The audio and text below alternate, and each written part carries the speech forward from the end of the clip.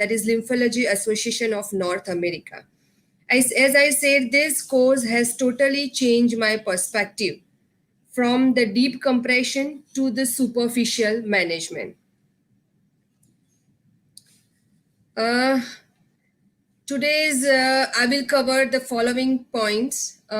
First of all, I will explain what is lymphedema, then the anatomy of the lymphatic system. Anatomy is very important because the pathways of lymphatic system will only explain where you have to drain the lymphatic fluid from the affected side to the non-affected side. So you should understand the anatomy in detail.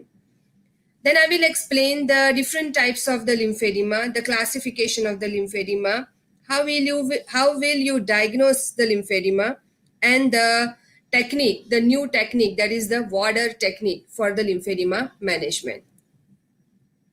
So what is lymphedema? Whenever there is a failure of the lymphatic system, so the lymphatic vessels and the lymph nodes are damaged, they may removed, impaired. So for example, in the cancer surgery, for example, breast cancer surgery, the axillary lymph nodes are removed. So the lymphatic system is damaged, that is interrupted.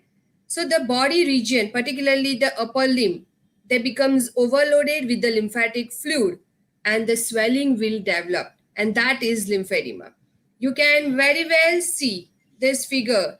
So after the lymph nodes are removed, that upper limb you can see that's swollen, and that is known as lymphedema. So if we define the lymphedema, that is the progressive disorder with the accumulation of the protein-rich fluid in the interstitial space. It's very important. It's an accumulation of the protein-rich fluid.